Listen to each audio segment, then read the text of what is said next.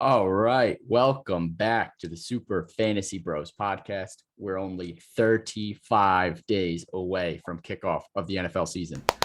And also don't forget the NFL season starts tonight with the Hall of Fame game. Football is officially back. Fuck the Cowboys. Unless you're a Cowboys fan, then you can come and hang out with us, but we're not going to talk that great about you guys. Anyways, for today's episode, we'll be continuing the division series, heading out to the Wild West to break down super interesting division with the Rams, Cardinals, 49ers, and Seahawks. For each team, we'll do some cap or no cap questions, bold takes. You know the deal at this point. But before we dive in, we have some Super Fantasy Bros merch still on sale. So you guys got it right here for you guys. Yeah, watching us live. Look at that, Ash. It's going to be even better when it comes with the new finalized logo and everything. It's going to look great. So the last day to order it is today at 11:59 p.m. Make sure you get it in if you want a shirt. We'll send them out. If you live far away, we'll mail it out. Don't worry about it. So make sure you order them. We'll fly out with ourselves. One of us will fly out. We'll come out and deliver it. Hand deliver it to you. Should we autograph all of them? Stop. Not autographing shirts unless like requested. Color day shirt in elementary school when you used to have everyone sign it. If someone wants an autograph, we will autograph it. Maybe. Probably just Q. I'm not too confident in my cursive. Just put a Q. Me either. Something a little more important, I'd like to also announce before we get in that Sean Gill, our fabulous host of the Super Fantasy Bros podcast, has recently gotten engaged. So congratulations to him. He will be a married man soon. Yeah. They grow up so fast. Yes, got engaged in Pittsburgh over the past weekend. Awesome time. And happy with my new fiance. Can't say girlfriend anymore. That's good.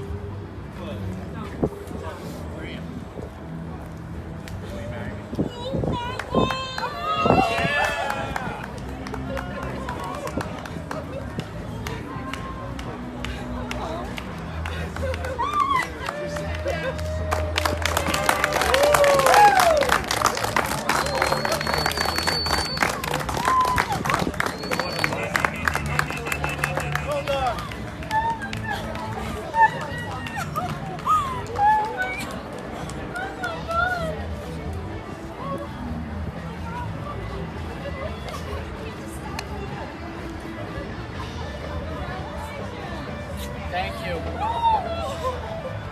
Happy for you, Sean. Congratulations. Thanks. Appreciate it. You got your donations, the fans' donations paid for the ring. Stop. Don't say that. And all of our league money. Yep. That's what I do. Don't say that. Just kidding. I use my own money. Podcast money goes to supporting the podcast. Anyone that helps us out, we appreciate it. All right. Let's get into some football talk. Let's start off with the 49ers in this division. So we'll start with some questions. Start off with the QB1 here. Is Jimmy G a lock to be quarterback one for week one? And if he is, how long of a leash does he have? When does Trey Lance get his shot? I feel like he does start at least week one, but his leash has to be very short. Because, I mean, from what I've seen of Trey Lance in training camp so far, he's looked good. I mean, he's looked mobile. He's athletic. He's young. He should be the starter week one. But I feel like they're just going to roll out Jimmy G because that's what everyone's expecting. That's what they've been saying all offseason. But I don't think it's long before Trey Lance takes over that number one role. I don't know. Shanahan said that Jimmy G looks like a whole different player. And he also could said be a that, good Coach speak, baby. Coach speak. Yeah, he said that he'd be surprised if Lance were to start week one. It's hard. Like sometimes we're like, you can't take training camp like with the biggest grain of salt, but at the same time, it's just like we want to pick and choose. Practice. We want to pick and choose though when we hear that good things about or bad things about a player. But I think I'm not surprised if Trey Lance is playing out of his mind in training camp. I think Jimmy G will start though, unfortunately. But this team is Super Bowl ready, so I think his leash is very short. If he screws up the first couple of weeks, he could be benched. Yeah, I agree. Yeah, I agree as well. Definitely agree with you guys there. But I think Trey Lance probably gets a shot within the first 6 weeks or so if Jimmy G's struggling. If Jimmy Easily. G's hot, Even I if don't it's, know if he gets a shot. I don't know if it even lasts that long. Yeah. If he's struggling at all, it's going to be early. But I don't know if he struggles with this offense. He's got good pieces around him. It's not made as a difficult offense. He's going to do a lot of dump off passes to Debo and Ayuk, and they'll make plays happen. They're a run first team anyways, so we shall see. All right, which running back do you prefer to draft on this team? Got Raheem Mostert going currently as RB28, 75th overall, or rookie Trey Sermon drafted in the 3rd round, RB34, 94th overall.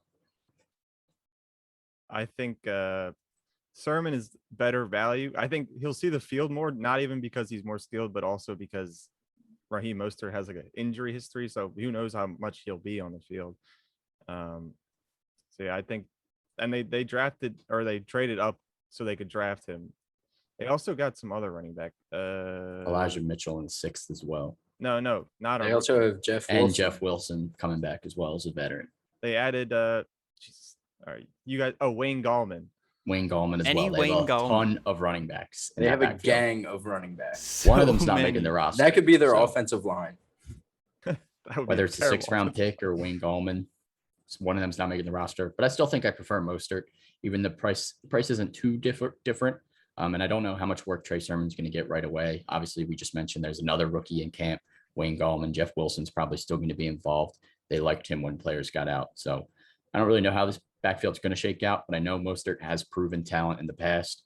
Obviously, the injury risk is a huge concern, but I think that's baked into why he's going as a flex running back compared to an RB2 like he produces when he is healthy. So I still think I prefer Mostert, but I do like Trey Sermon as well. I do like both. Yeah, little side note, Mostert has never ran for more than 137 times in a single season. In this season. That's Yeah. crazy. It makes sense. He obviously doesn't stay healthy for a lot of them, and he wasn't always a starter. So They also still have Jermichael Hasty, but he's on the practice squad. yeah, I don't They know. He was just Brought him up. searching running backs on They have the a league. 49ers. They have a league of running backs. Yeah, they got a bunch of them. Obviously, a couple of them won't make the team, but we'll see how that shakes out throughout the preseason here. So definitely something to monitor. But getting into the next question, where are you drafting George Kittle? Are you drafting him ahead or behind of Darren Waller? Give me Waller the baller Give over me him. Waller. He's just I'm taking Kittle. in the past too, I'm couple with you, too. seasons, Waller has been so consistent. We all know Kittle has that injury-ridden history coming along with him. And I mean, Darren Waller played out of his mind last year. So, I mean, I'd rather take that knowing most likely he's going to be healthy throughout the whole season over taking the chance on Kittle. I know he's a special talent. He's great. I mean, but I would just have that availability over ability. But at the same time, like last year, I think he would have played at the end of the season if the 49ers were in some sort of like playoff hunt. But since they weren't, like he was like he might be psychotic. Like he's probably He's been hit in the nuts. head a lot. I think he's like the best yards after a catch tight end. Like he's never going down. He's like the opposite of Zach Ertz. But I think as long as you can stay healthy, and I'm sure he's played with plenty of injuries where he should have sat out, but he is nuts. I always think about him when he drove that dude into the ground and just laughing. And the he whole got up time. laughing. God, that animal. Yeah, I'm yeah. pretty sure he throws up before every game too, or something crazy like that. Oh, Like he's But- wild. Did I'm not not need to know that. I'm not turning my head sideways if you draft Darren Waller ahead, because I mean he proved that he can be number 2, if not number 1 best tight end. So why not? It's more of like your opinion on who.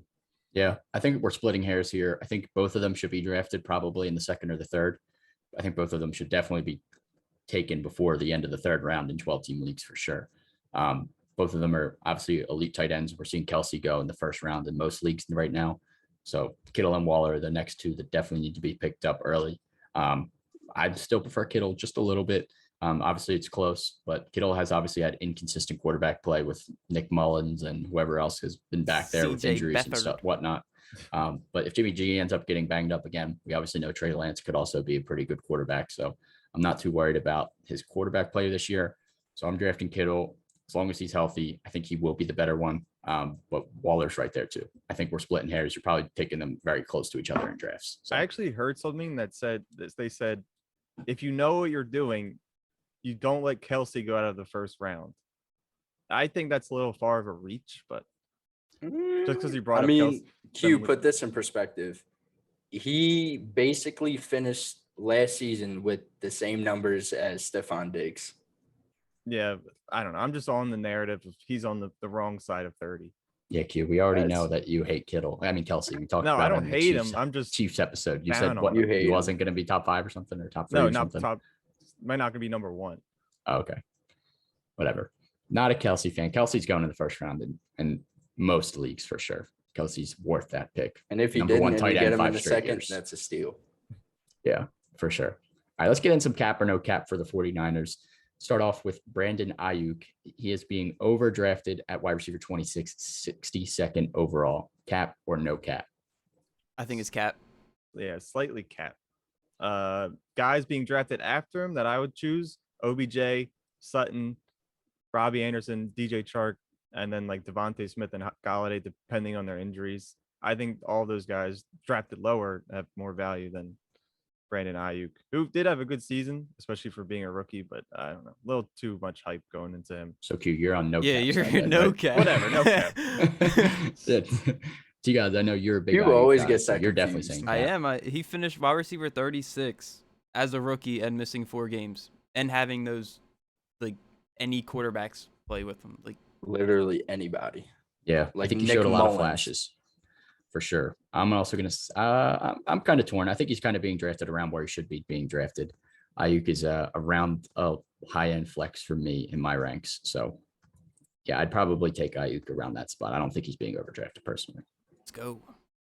Yeah, he saw an average of 8 targets in like 7 games. I think I don't know if I wrote this right. It's either when Debo is active or inactive. So maybe Probably inactive. active, Yeah, but okay, probably yeah, inactive when he gets a lot of targets.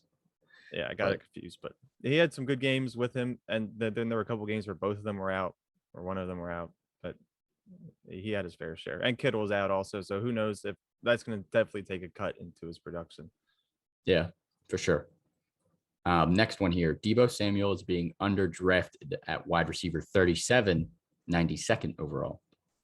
Cap. Now that I'm sorry, Sean. Yeah. is no cap. That for is me. cap. Please No explain. cap. Please explain. Debo Samuel, when he's healthy, is one of the focal points on this offense. I think people are obviously his injury history is baked Yeah, into his That's ADP, scary. scaring you a little bit, moving him down. But he is still super young. I think there are a little bit of freak injuries. We've seen Keenan Allen be a guy in the past where he gets injured year after year, and you think he's injury prone, and then for the last 5 years, he's been a top 12 wide receiver. So No, you can't compare those two. you can compare a lot of injuries. I mean, No, you can't compare Keenan Allen to Debo Samuel. yeah, you A can. top 10 receiver to Debo Samuel. I don't even know what you'd call him. Keenan Not- Allen was like the 19th best wide receiver, then had 2 injury prone seasons. So he wasn't a top 10 wide receiver before he started being called injury prone. Would you like me to I- go over the injuries? Because I have them all right here. I mean, if you, we can save it until you get to your bold take. I hear what you're saying. The injuries is what scares me. But other than that, I still think he's being underdrafted. I still think he should be drafted as a flex option rather than a wide receiver 4. Personally. Okay. All right. We'll get into that in a little bit here. We'll continue the talk of the wide receivers. Last cap or no cap, though, this 49ers backfield has too many mouths to feed and may end up being irrelevant. Cap or no cap? No Easy, no cap. Easy. Cap, I think they'll We be just a talked relevant about guy. they had a whole roster of fucking running backs. Yeah, but they're not all going to. They're not going to be able to pick one. Yeah, Okay, but still, go ahead, Sean. I'm torn. It might end up being irrelevant. They might not. I'm kind of on the fence on this one because we saw guys be productive when that first running back got hurt, like whatever running back it was, but it was so hard to predict last year. Like Jerick McKinnon was the guy, and then they benched him the next week.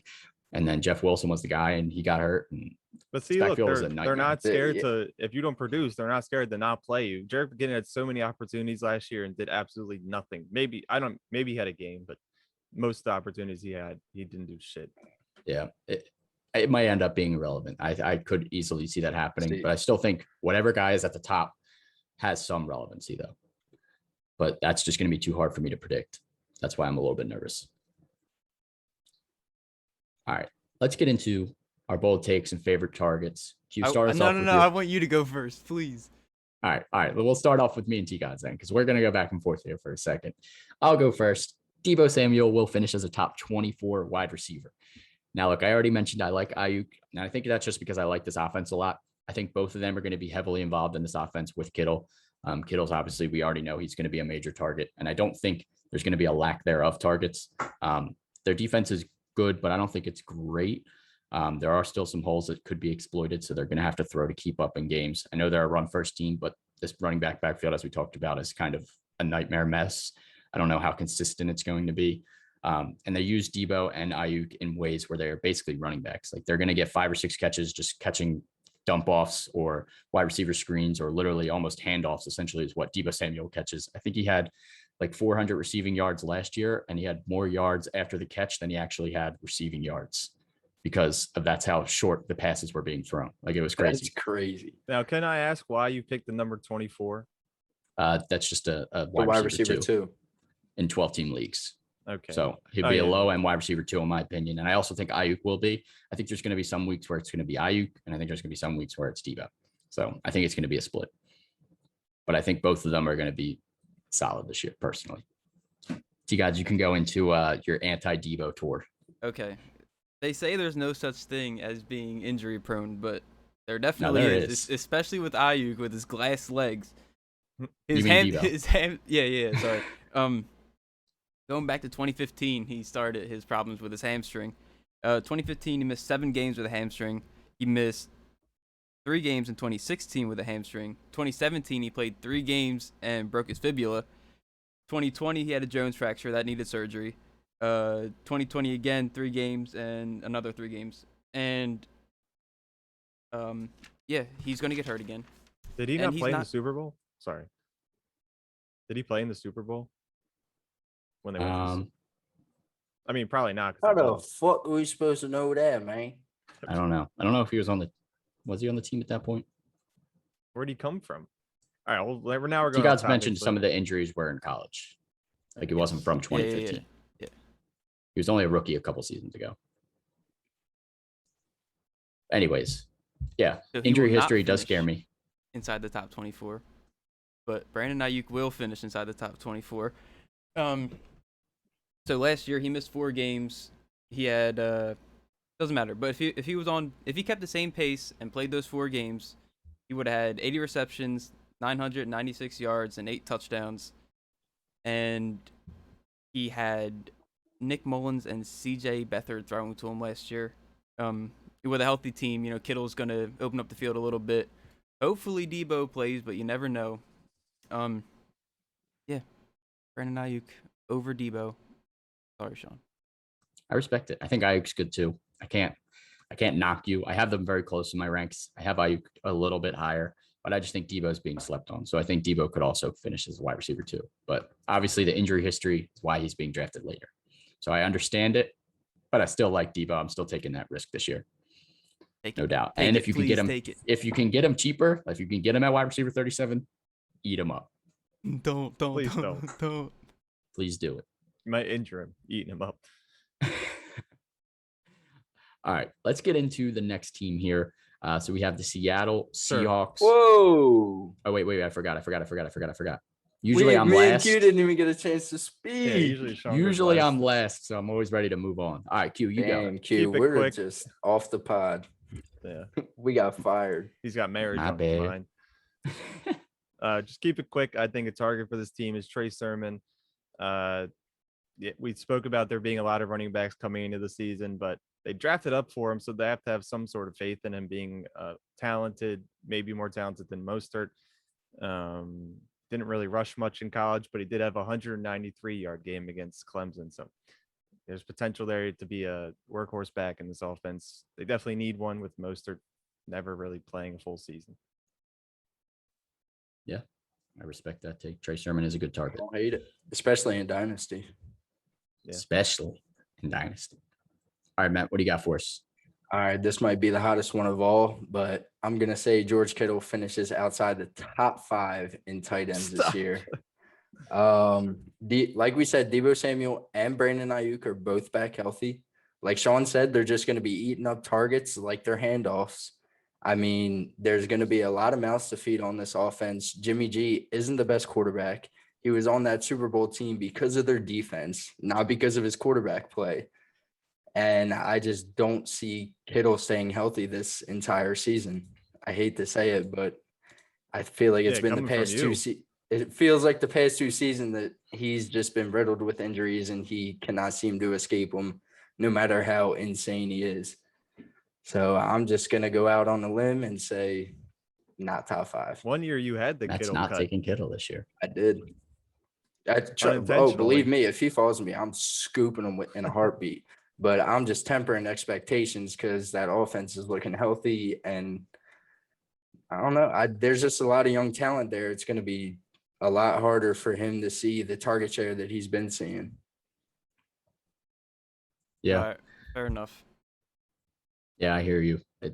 I respect it, but I'm taking Kittle. I think he's still number 2. I'm not saying don't draft Kittle.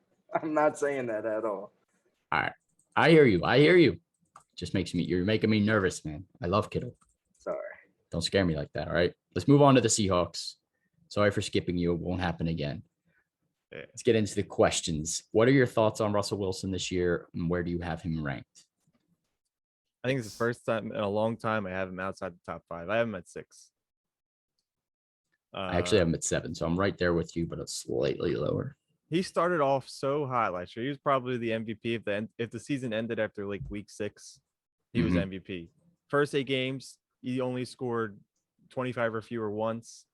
After that, he only had 1 game over 24. Still finished a top 12 quarterback.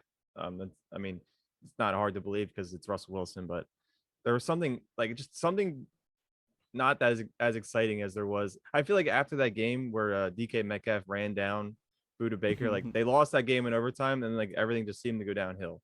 Yeah. That's when DK said defenses were predicting what the plays were going to happen. Like they knew what was going on. So hopefully they got that changed this year.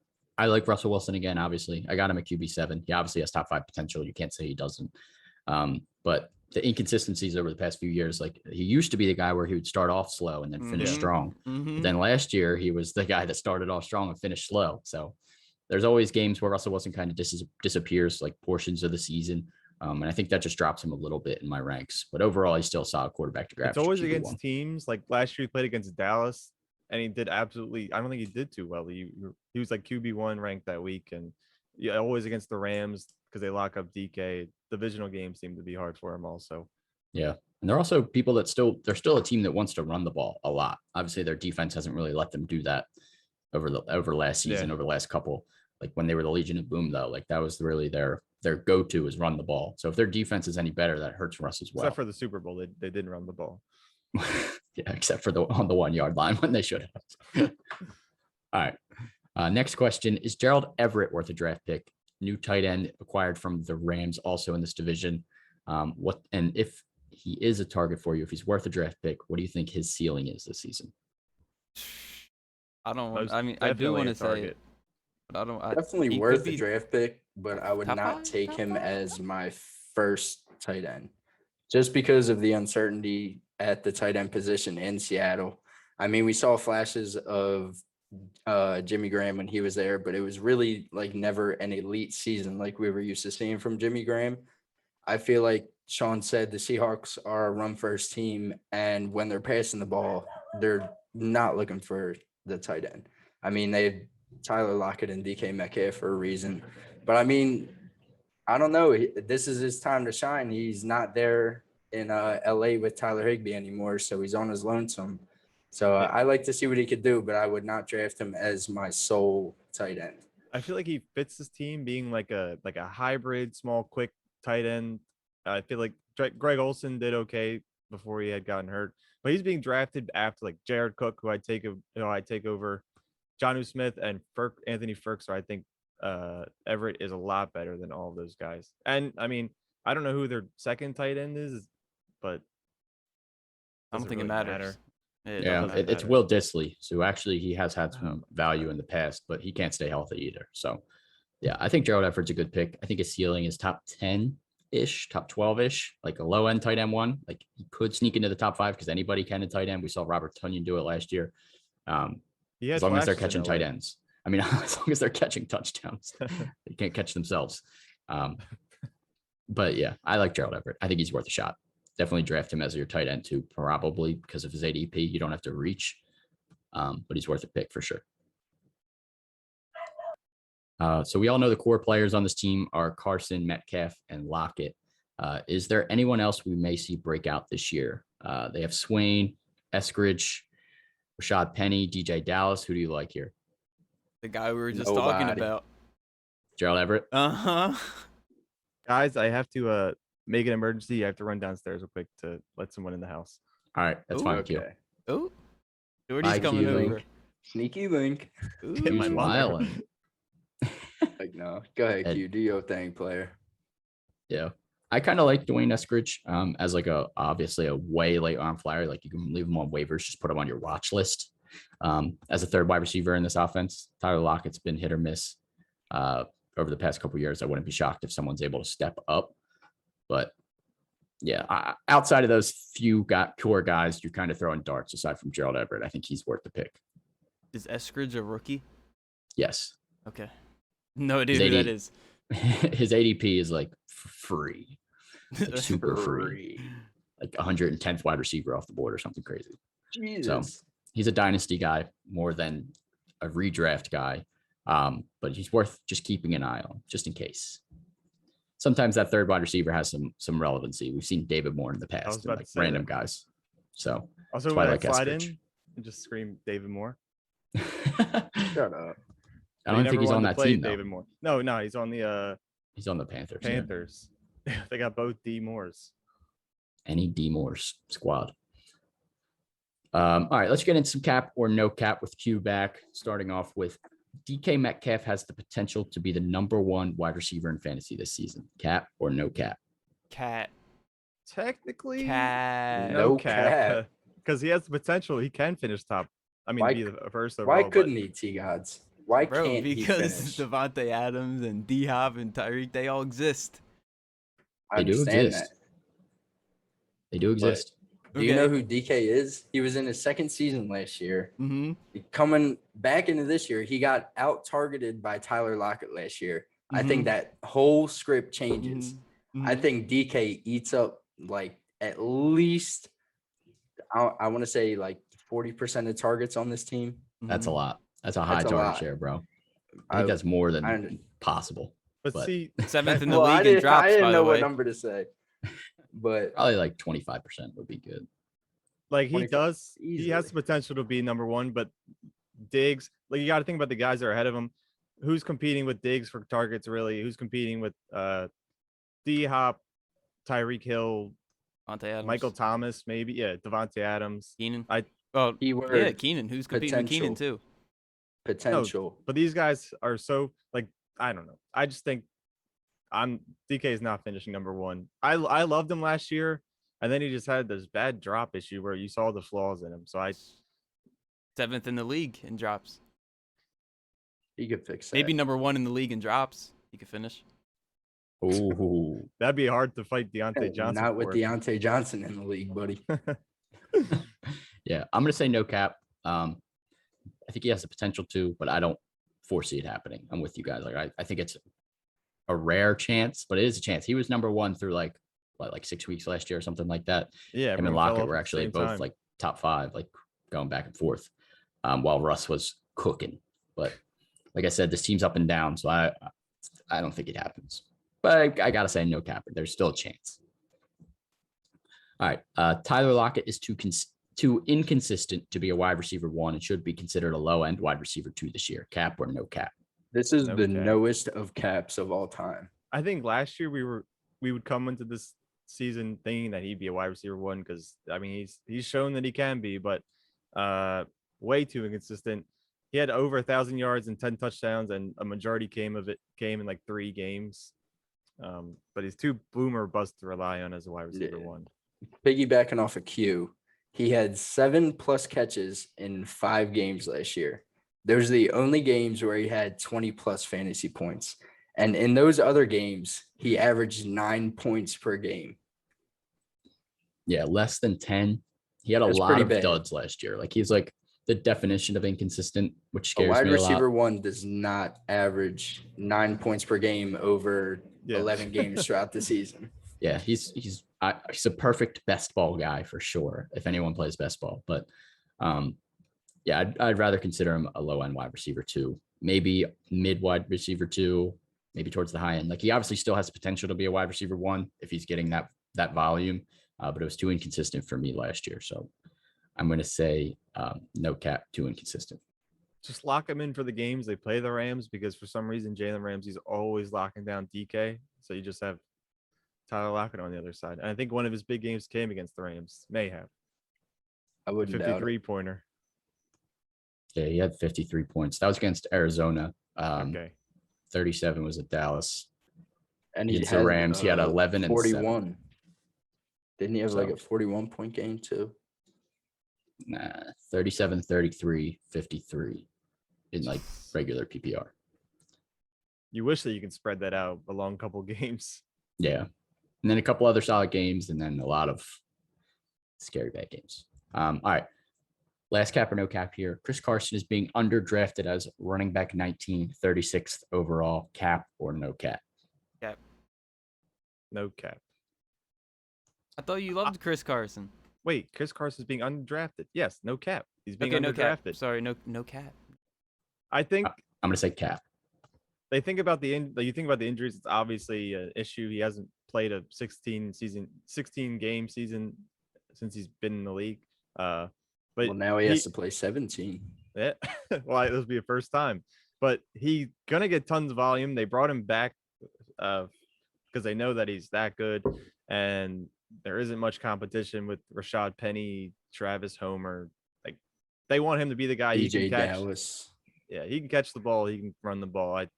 As long as he's healthy, and that's all it is. And that's why his ADP is so low. But he can finish top 15. He has before. Mm-hmm. That's why I'm saying cap. I think just the injury history is why I have him there. I'd rather draft a guy like J.K. Dobbins, DeAndre Swift, Clyde Edwards-Helaire, Miles Sanders.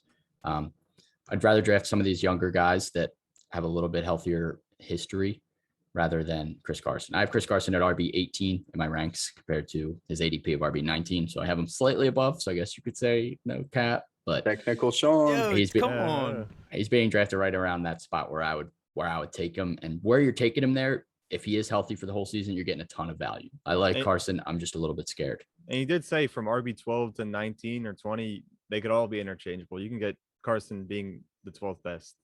Yeah, for sure. I think he's right in that tier of like RB2s where you're very happy. Yeah. I just have him a little bit lower in that tier personally. All right, let's get into our bold takes, favorite targets. Q, start us off. What do you got? If we started with the first, like if I went first for the last team, these just like the transitions would be so well. For some reason, the last take always goes with my take, but Chris Carson is my favorite target coming into this draft. You may not be able to rely on him as the RB1 currently, but he is a solid RB2 with potential to crack top 10 each week. Obviously, you want him to be healthy. They upgraded the offensive line, and I said it earlier, he doesn't have much competition with Rashad Penny. They had Carlos Hyde last year. He didn't really do much unless Chris Carson was out, but they relied on him heavily, and they're up in many games, I think. So you'll see him on the field most of the time. Yeah, he's a good pass catcher too. Yeah, as long as he's healthy, definitely draft him. I'm not saying don't draft Chris Carson. So I'm with you, Q. Target him. All right, you guys, what do you got? All right. Tyler Lockett will finish inside the top 20 again. Why are you making that face, Matt? Yeah, Why are you making that face? Yeah, Matt. I don't like it. It must be a Tyler thing. All right. Well, he played 6 years in the NFL, missed 1 game ever. Dummy sturdy. Dummy sturdy. Is he not? I mean, that's pretty sturdy if you ask me. That is pretty sturdy. All right. We're going back to 2019. He finished wide receiver 13, just 41 points behind the wide receiver 2. 41 points away, and he'd be wide receiver 2. Like, he's good. 2020, finished wide receiver 8, 132 targets, 100 receptions, 1,054 yards, 10 touchdowns. He averaged 10.5 yards per catch. That's 2 points in PPR for every time he touched the ball. It was at least 2 points. And he's coming back to the same team, same great quarterback. No new competition that's like any good. I don't see any reason that he shouldn't be inside the top 20. I respect it. Hate it. I think I'm going to go next and just go right on the opposite here. Tyler Lockett will finish outside the top 20 wide receivers. I just think he's going to be more of a flex option this year. I like where T. Gods is coming from. Like, he obviously has shown over the last few years that he's been a consistent top 20 guy. But I think over the last year or so, we've seen how inconsistent that can be and how frustrating that can be as a fantasy manager. He may finish inside the top 20. I know I'm saying he's going to finish outside the top 20, but more of like, I'm drafting him outside the top 20 just because I don't want to deal with the headache of wondering if I'm going to get the best wide receiver in the league, Tyler Lockett, or Jalen Reagor, Tyler Lockett. Which Tyler Lockett are we getting here? So I think DK Metcalf's the number one on this team. They also, obviously, we mentioned Gerald Everett's also pretty interesting. I don't think he's going to take too much away from Lockett, though. But his volume just wasn't consistent enough. When he wasn't getting like more than 5 targets or so, he was struggling. So outside the top 20, I think I could see him finishing outside of there. If not, lower end wide receiver 2 for me. More of a flex option this year. Personally. I could dig it. But you can agree with me, or you can agree with T Gods. Pick your poison. Matt, what do you got for us? I agree with Sean. I don't care, Matt. What matters is what the viewers think. That's true. But my bold take, it's not very bold, but Russ will finish as a top 5 quarterback again. I mean, he's still very mobile, even at his old age. Father Time really hasn't caught up to him, at least not yet. So hopefully it's not this year, or else I'll look like an idiot. But last year, he averaged, I believe, like 5 or 6 carries a game, averaged over 30 yards a game. So that's an extra 3 points added on to your quarterback. And there's not many quarterbacks out there doing that aside from like Kyler Murray, Lamar Jackson, maybe Josh Allen. But other than that, I don't really see any quarterbacks getting that amount of carries and averaging that rush yardage per game. And he has all the weapons around him to do it. I feel like Chris Carson being back healthy to start the season is going to be good for him. Hopefully he can stay healthy because that will help him tremendously in the passing game. And I just don't see any signs of Russell Wilson slowing down this year. Yeah. We almost didn't even see Russell Wilson on the Seahawks this year. I know. That was scary. Almost on the Cowboys. They didn't help that O-line much. So it's going to be a pretty similar season. But we shall see. But Russ definitely has top 5 potential. I don't hate it at all. All right, let's get into today's sponsor, the Thrive Fantasy app for iOS and Android. Thrive Fantasy app is a daily fantasy sports app for player props and sports betting. So if you download the Thrive Fantasy app today, use our promo code SUPERFB. That is SUPERFB. You deposit $20 or more, you will receive an instant $50 bonus. So go check out the Thrive Fantasy app today. Download it, use our promo code, make yourself some money. And also, don't forget, we already mentioned it, buy those shirts. You only got a few hours left. Make sure you get that in. First edition podcast merch. Always the best. Forever. Mm-hmm. At least for a long time. Oh, vintage. Until 10 years from now when we bring them back. Oh, vintage podcast merch. Send them for, we're going to sell them for $1,000. Resale value is going to be crazy. Yeah. Get them shirts.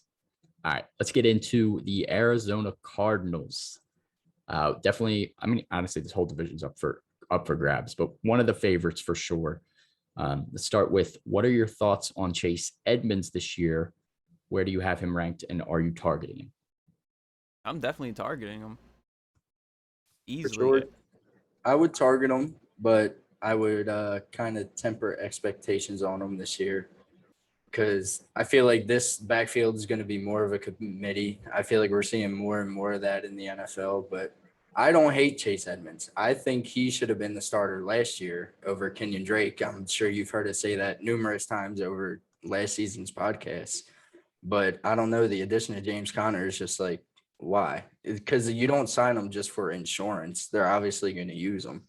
Well, yeah. I read something. They interviewed Cliff Kingsbury. He said they like Edmonds. He's the smaller guy. They can use him for passing downs and running, but he's going to be the starter. And then they're like, we know James Conner as the downhill runner from the past, so that's going to be his role. So he could just be like a vulture in the red zone.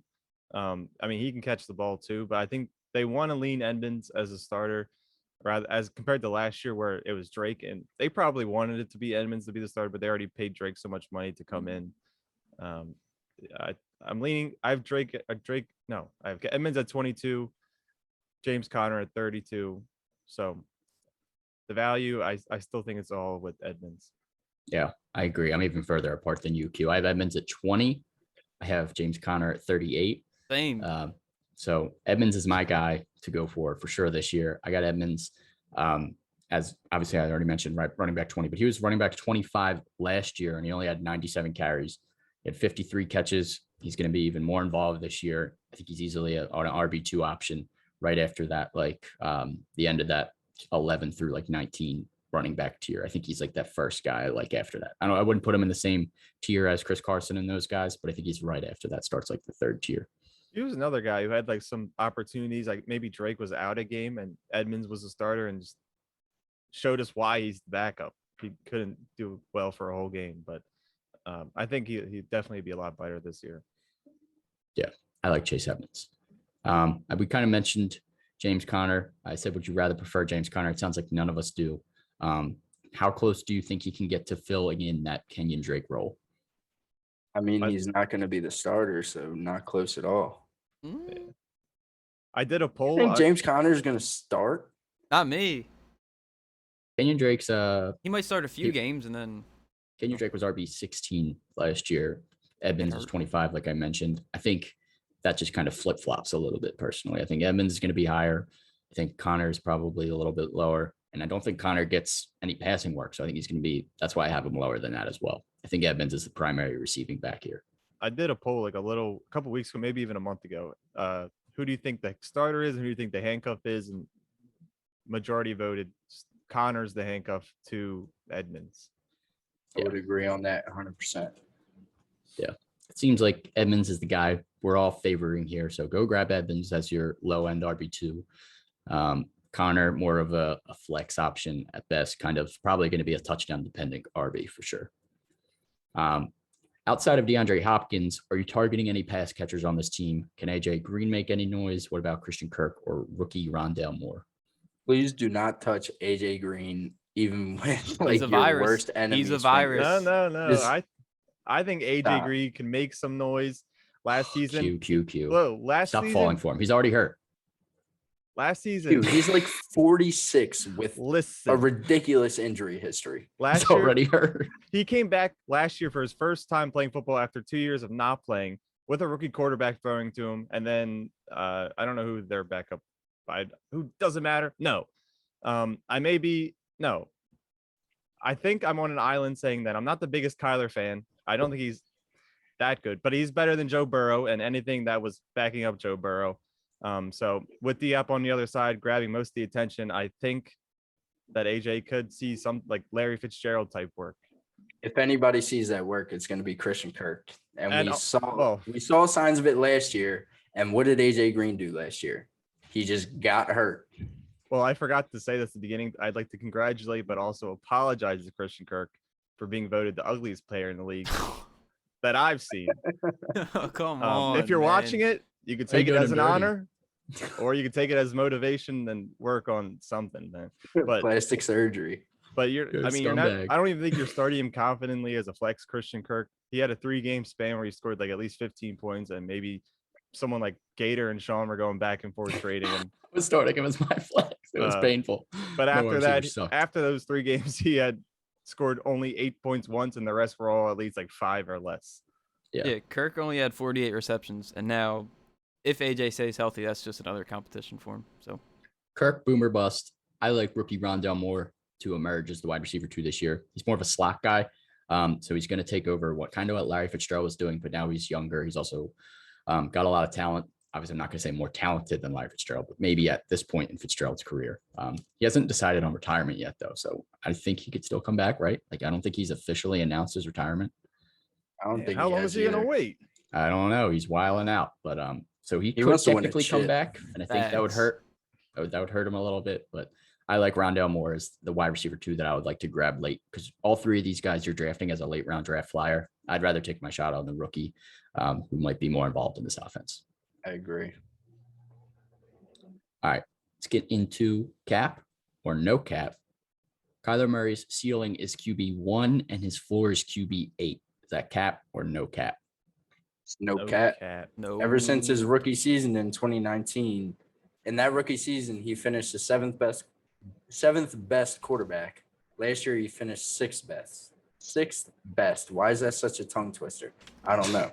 But yeah, his floor is obviously QB8, and he has all the potential in the world to be QB1. He's one of the quarterbacks, like I said earlier when I brought up Russ, he runs. That helps a lot in fantasy. And he also has the best receiver in the league to throw to. And I just don't see him finishing outside of the top 8 at all. Well, he actually said something last week or this week. He said that he would like to use his legs less, more of a luxury. He said that he needs to be more of a pocket passer. So if he somehow eliminates the ability to run or just decides to run less, that knocks him down a couple spots. So I could put him not at 8. I'd say maybe 5, but I feel like he had also an issue throwing the ball deep or being accurate. He had a couple of stinkers last year, so I don't know. I think it was more of the shoulder injury personally. He got injured a shoulder and he didn't really come back the same player he was. First like 8 or 10 weeks, he was definitely an MVP candidate. Shoulder injury happened. I think like in the first 10 weeks, he didn't have less than like 23 fantasy points any single week, or it might have been like 28. Like it was something crazy. First 10 weeks, 9 games, he had 30 or more, 28 or more. Yeah, he was on fire. That shoulder injury kind of messed him up a little bit. And he kind of struggled a little bit down the stretch there, but I think he'll be just fine. He still has one of the best wide receivers in the league. Even if you drop that rushing a little bit, he had 133 carries and had 819 yards. So if you drop that to Josh Allen's attempts, like 100, Josh Allen had 100 rushes, 102 rushes for 421 yards. So Kyler had double. I think Kyler still is going to get at least 500 rushing yards, which is more than anyone probably except Lamar Jackson and Cam Newton, but no one's drafting Cam. So Kyler Murray, I love him this year. Definitely no cap, QB1. I think his floor is probably QB5 for me. All right, let's get into the next cap or no cap. DeAndre Hopkins should be considered the wide receiver 1 in fantasy football still. Cap or no cap? Cap. Yeah. What season were we coming into where he was really, truly considered the wide receiver 1 off the board, though? I think I had him as wide receiver 1 last year. He was even slept on. I think he was slept on coming into last year's draft. He got in our league. He got taken at 12 by K-Harp. Yeah, he was. No, K-Harp didn't even take him. No, he did. He took D-Hop and Julio. He took Adams and Julio. Oh, right. Who took D-Hop? Bart? D-Hop went. Well, regardless, in any of our drafts, D-Hop never went wide receiver 1 off the board. Yeah. That's what I remember. I had him ranked there, though, at least last year, possibly in the year before that as well. DeAndre Hopkins, to me, is still the best wide receiver in the league. Maybe not finishing fantasy-wise there, but I love DeAndre Hopkins. Yeah, he's the best pure receiver. He's number 2. He was 28. In 2018, he was wide receiver 1. I wish I could change his jersey. So, love me, DeAndre Hopkins. I don't think he's number 1, though, so I'm going to say cap. Devontae Adams right now with Aaron Rodgers still slightly above him for me. Tyreek Hill. Yeah, Tyreek's right there as well. All right. Matt's just still better about last year. Cap or no cap? There is no tight end on this division. team that will be fantasy relevant on this squad. No cap. Didn't even know any of the tight ends on their depth chart. They got Max Williams. No, Who? Max with 2 X's.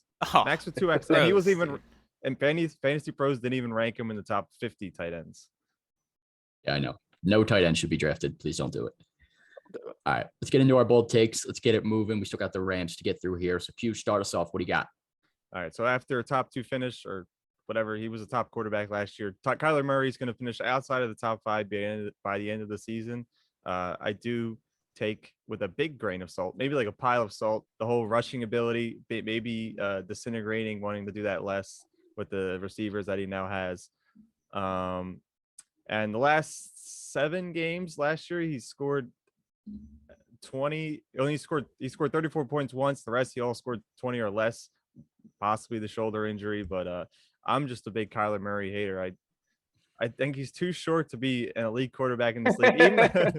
Even he's done well. I will say that, but I could name a couple of guys that'd definitely be over him.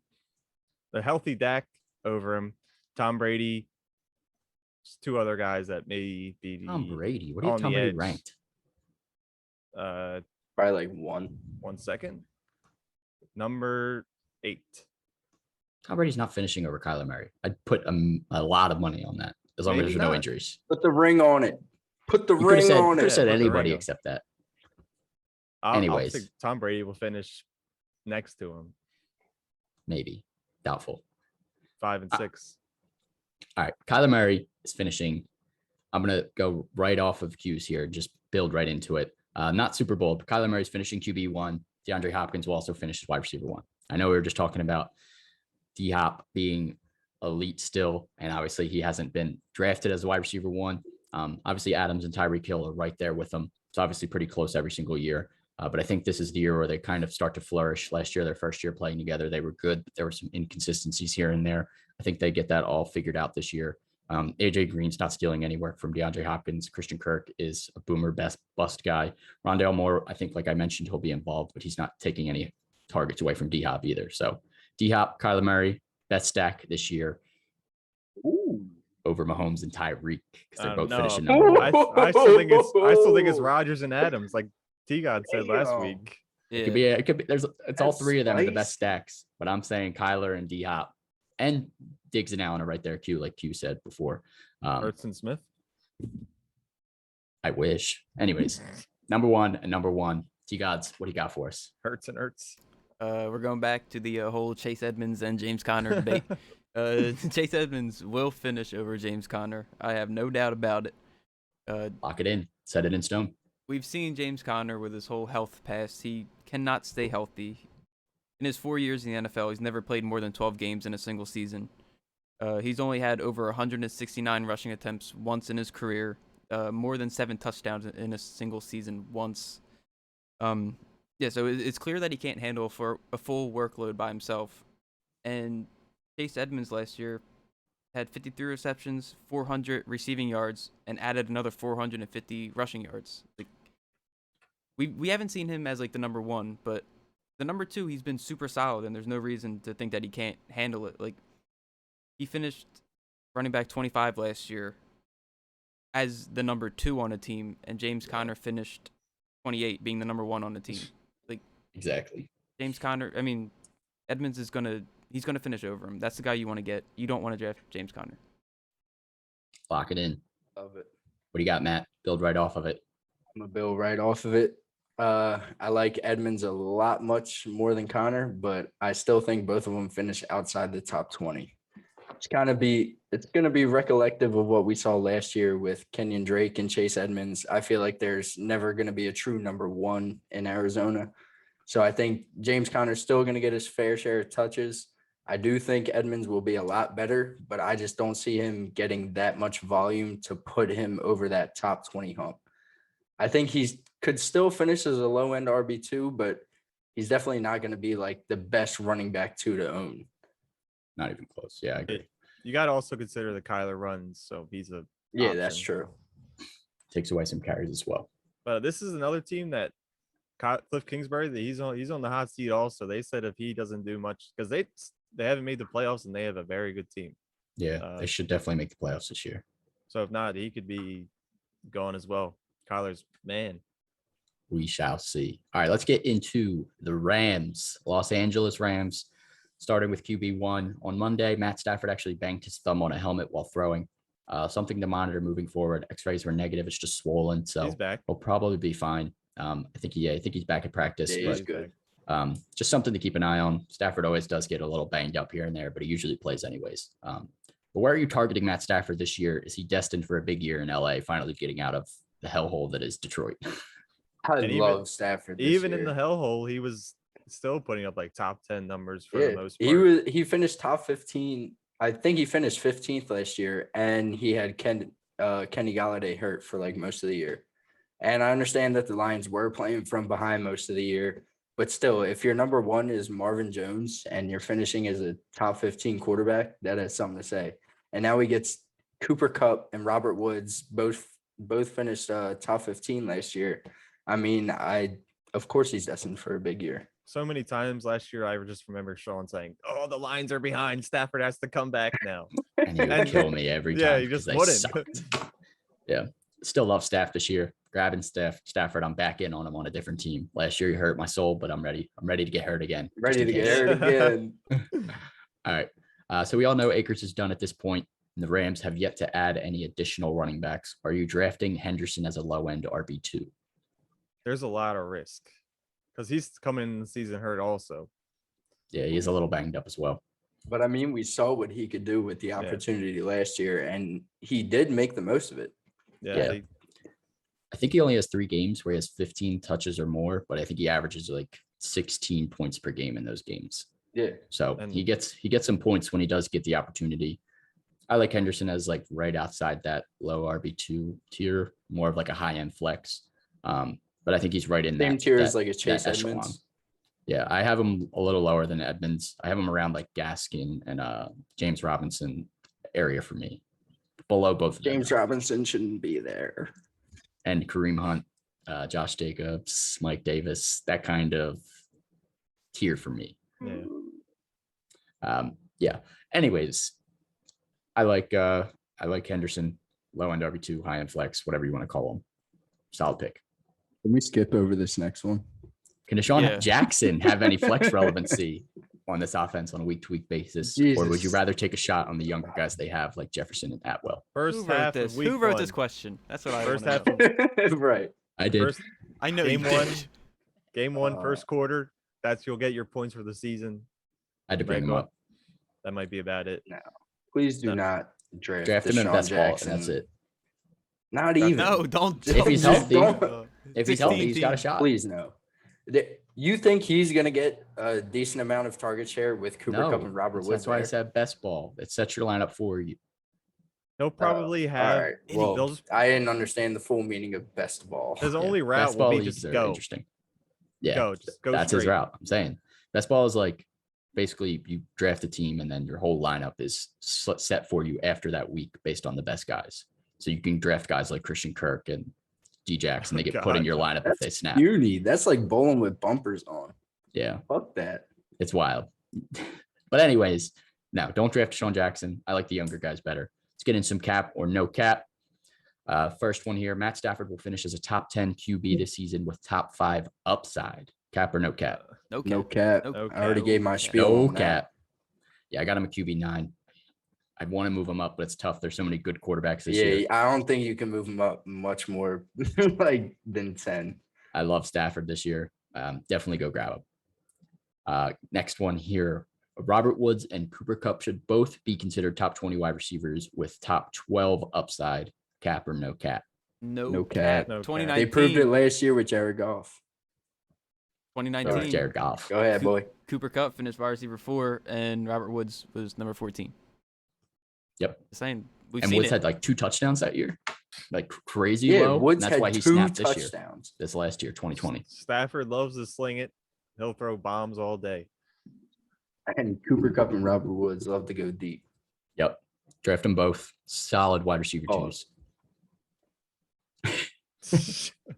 All right, last cap or no cap. With Gerald Everett gone, Tyler Higbee can finally break out as a top 10 tight end for a full season. Cap or no cap? Cap. No cap. He was like wide Higbee. receiver 8 in 2019 with Everett there. The tight ends were such a shit show. And I feel like when are they not? The Eagles played the All right, that's a good point. Garbage. Very good point. Exactly. That's a good point. Yeah, I'm going to go no cap. I don't have him ranked in my top 10 for sure, but I think he obviously has top 10 potential. He could easily squeak in there. It's all interchangeable after like top 6. So Higbee, he's got a shot. All right, let's get into our bold takes, favorite targets for the LA Rams. Q, start us off. I'll piggyback off of you. How about you start? All right, I'll start. Van Jefferson, he's going for free in drafts. Essentially worth a flyer for sure for me. I think he's the clear-cut wide receiver 3. We know that Woods and Kupp are the top 2 guys here. Josh Reynolds had some slight relevancy here or there as the wide receiver 3 with Goff, but now they have an upgraded quarterback. And if any sort of injury occurs to either Woods or Kupp, I think Van Jefferson immediately jumps into a flex option. So in deeper leagues, dynasty, definitely make sure he's on your bench. Even in like a 12-team league, I think he's worth a flyer if there's not much left and you're just looking for someone to stash that might be able to put up some relevancy this year. Van Jefferson is a good guy to grab. Yeah, Van Jefferson definitely is going to be something you want to target if you're playing in a dynasty league. But we saw him last year. He was competing with Josh Reynolds, who's not there anymore. He's in Tennessee and he's injured. Jeez. Well, Stafford has known for spreading it out. He makes guys good. And I think I don't know if he'll finish above Cooper Kupp or Robert Woods. Probably won't, just because of the skill. There's definitely a difference in skill, but no. All right. I think he's one of the best wide receiver handcuffs, is what you kind of call him. Yes, I think he's going to be the backup to them to own.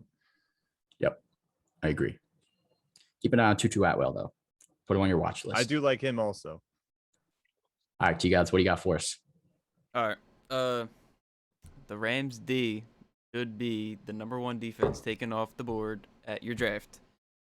Last year they finished number 1 and they averaged. Is it out like other leagues defense? I don't know how they work, but ours. Pretty sure it's standard. No, we have the same scoring as regular leagues. So they average 10 points, which is what you start with.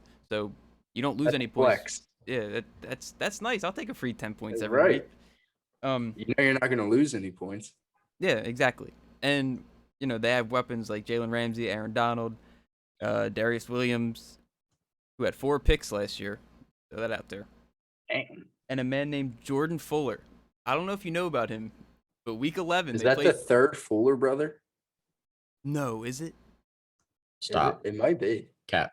All right, but this man, week 11, they were playing the Bucks, and he picked off Tom Brady twice as a rookie.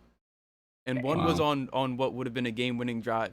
Tom Brady storming down the field, a couple minutes left. Tom Brady was trying to target him, trying to be cute, and he fucking got bit in the ass for it. He really did. This dude's just going to get even better. Yeah, you want them. That's a good defense, for sure. Bro, this has to be an error, right? Yeah, never mind. Rams have been top 5, top last few years as well. So I think the Rams are destined for a good season again. I agree with you. All right, Matt, what do you got? All right. Good old Robert Woods, a.k.a. Bobby Backwoods. That man is finishing top 10 this year. He got that upgraded quarterback. I believe he finished – where did he finish? I didn't write it down. But he finished like 13th last year, 12th or 13th. And, that upgraded quarterback, he's only going to get better. Like I said, if you remember, if you were watching last season, preseason, I said keep an eye on Robert Woods because he's involved in the rushing game. Yeah, ended up with 2 rushing touchdowns, had 24 rushing attempts. If the Rams are inside that 5-yard line, don't be surprised if Robert Woods gets it on a jet sweep. I'm just saying those are points added on to your wide receiver basically as a running back. And Akers is hurt. You can't really rely on the run game as heavily as they would like to, so they're going to be throwing the ball. The one thing that does scare me is what T-Guys brought up. Their defense is very elite, so I don't know if they're going to be playing from behind and playing catch-up as much, but I still have all the faith in the world in Robert Woods finishing top 10. Yeah, Bobby Backwoods. He'd have to finish with the big dogs. Yeah, he's solid. He has before. Where does Kupp finish, man? The top 20. 17. Calling it now. Okay. Robert Woods, 9. Cooper Kupp, 17. I like it. Okay. All right, let's get into the division winner. So this is a super good division. I personally think it's the best division in football right now. Who do you guys have winning this division? Could I ask one more question I forgot to ask for the Cardinals? Go ahead. Is there any impact on DeAndre Hopkins, his draft value with him? He's not going to get the vaccine. Or is there any worries when drafting him if he has to sit out because he gets it or whatnot? Obviously go for any player, but just some guy, one guy that's not going to has talked about not getting it. I don't know if that has it any is impact. Concerning, but I feel like when you're drafting and you have D-Hop right in front of you, you're not going to be like, Right, yeah. he's not you're not vaccinated. gonna I'm pass not him drafting him. up. Right. Wait till the next day, then you start to worry. Yeah. Yeah, I think there was something that came out where like the NFL is up to like 90% vaccinated or something. That was now. impressive to read. I was surprised. So after that, they put out those like whatever you want to call them guidelines. Players started getting that shot, so I wouldn't be shocked if they're getting under the table bonuses for getting vaccinated. Good for them. I wish I got some. We'll see. I'm not drafting him any lower because of it. All right, division winner. I am taking the Arizona Cardinals, taking the Rams second, and I'm taking the Seahawks or the Niners also to get the wild card. 3 teams in this division are making the NFL playoffs this year, but Cardinals are taking the division over the Rams. Who do you guys got? Go. I'm taking Seahawks. Ooh, Russ. I think he's got it. Most experienced team. Their defense is very sus, but I think that their offensive, they can put it together more than they did last year. They'll be up there. I hear you. I'm taking Kyler Murray. Matt, you're muted. Matt's so muted. I don't know what happened to Matt. Look at him talking. Run upstairs, Matt. Go get on Sean's mic. Yeah, that's hilarious. Matt's also taking the Cardinals for anyone not hearing Matt right now. Yeah, that's so funny. Matt, I don't know what's happened. Out the air. But maybe the microphone got unplugged. Try plugging it in from the bottom there underneath. Anyways, Matt's having some technical difficulties. He's taking the Cardinals as well. Go upstairs. 3 of us are taking the Cardinals. Hugh's taking the Seahawks. Should be an interesting one for sure. Matt's coming upstairs. If anyone didn't know, we record in the same place. All right, let's get into Hugh's football trivia corner. Of course, he forgot his paper and pen. Definitely forgot a paper and pen. I can rip this one in half. Hugh, we're starting something new. Hugh usually does a joke every single week, but this week he is switching it up. Starting this week for the rest of the season. We're going to do some football trivia, fantasy football trivia most of the time, but also will just be some regular football trivia in general. So we're going to be doing the trivia. We got Matt behind me. The light doesn't really shine too well. Is he going to be able to hear though? Give him a little ear thing. Yeah. Oh, man. They're in love. Yeah, Matt can hear. Here you go, Matt. So you got to have to hear the question as well. We are going on the fly here at this point. The Hall of Fame game is starting soon too, or it may have started. So if you're interested in seeing that, you can catch this on YouTube as well if you want to watch it at a later time. All right, Q, hit us with what you got. Matt ready? Hold on, I get my pen. I'm ready. Here's your pen to answer your questions. Fantasy football trivia. Don't you remember? Dude? So 3 questions. We're going to keep score throughout the entire season. We'll have something on the line. When we figure that out, we'll let you guys know. All right. So first question. Hold on 1 second. Oh, Matt doesn't have it in his ear. Why are these so hard to put in? This is great podcasting for people listening on Spotify right now. It is. Ready? All right. Yeah. All right. First question. In 16 games, I had 58 receptions, 100 targets, 900 yards, and 7 touchdowns, and I'm a rookie receiver. Who am I? From last year? 2019 rookie receiver class. If you want me to repeat the stat line, I can. All right, 16 games, 58 receptions, 100 targets, 900 yards, and 7 touchdowns. Who That's am so I? hard. This is so random. This is so hard, dude. How do I know that? Think about the 2019 rookie receivers. I know that's like I don't want to look anything up because I can give you a hint. I can give you a hint if you guys really can't think of it. No hints. No hints. Okay, but we're just gonna fling it here. I might be wrong actually. I feel like I'm wrong too. Well, the hint is that all these questions have something to do with players in this division. Oh, never mind. I'm more confident. I'm more confident now too. That's wild. Oh, well, maybe I shouldn't have said that. No, we have different answers. Oh my god. Okay. That actually narrows it down a lot. Should I start a countdown? I'll start from 10, 9, 8, 7, 5, 3, 2, 1. All right. Everybody show your answers. I got Debo Samuel. We got Debo, and DK Metcalf. It is DK Metcalf. Nice. Oh my God, Matt gets points. Come on. Broken Mike Matt. Let's go, baby. I didn't know if it was like just the 2019 season or 2019 and 2020. Also. Okay. Debo was a rookie in 2019 too, so we weren't far off. Excuse my chicken scratch. That's quite all right. All right, Q, what do you got for us next? All right, second question. Both entered the league in 2011. Julio Jones and AJ Green. Who has scored more career touchdowns? Is this a trick question? Actually, it's probably not. I don't know.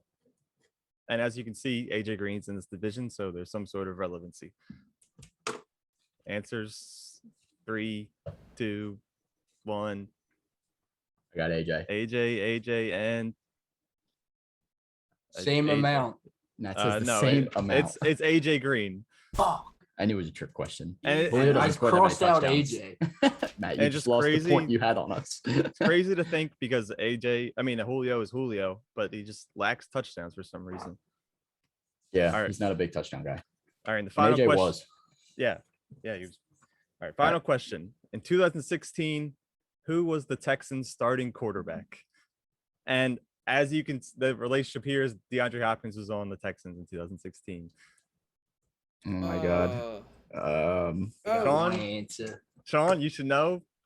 Well, I know I should know, but I don't know. You should know because I'm here. But all right. Hold on. I don't have an answer yet. I'm counting from 10. I'll let you know when I get to 5. I don't fucking know, dude. I like doing the podcast from up here better. Dude, I really have no idea. 5, 4, 3, 2, 1. All right, show him. Got Ryan Mallett. 21 Savage, Tom Savage, and who else? Matt, what do you got, Tom? Matt. Matt Schaub. It was Brock Osweiler. No, you love Brock Osweiler. Why didn't I know that? I should have known that. All right, we all got one freaking point, right? What the fuck? All right, well, can we at least tied after the first week? This is something that we can get onto, I think. Yeah, I like this. Yeah, I like that. It was fun. Matt has to come up there every time, though. Yeah. Right. Matt's got to come upstairs. All right, so we'll do that every week. Few questions, maybe 1, maybe 2, maybe 3, whatever. I know the Hall of Fame game has started, so we're gonna get out of here. Also, Matt's up here. I'm about to have scoliosis. So make sure you follow us on Twitter at Super FB Podcast, on Instagram at Super Fantasy Podcast. We'll be posting clips, more information, mock draft, stuff like that, all over that. So make sure you're following us on social media. Subscribe on YouTube, please. We're putting out more content on there regularly. And make sure you follow us on TikTok if you have it as well. Keeping everything up to date. But we will be back on Monday this week. That's right, Monday, not next Thursday. We're doing both. 2 podcasts starting this week. So Monday with our quarterbacks and tight ends episode. Make sure you tune into that. And then we'll be back Thursday as well with the NFC East. Let's go. So we got both. So we got 2 episodes this week and 2 episodes for the next few weeks here, leading into the season as well. So make sure to tune in. Make sure you're following us everywhere. That's a wrap. Don't forget to cop merch. Cop merch. Yeah. Peace out. Couple hours.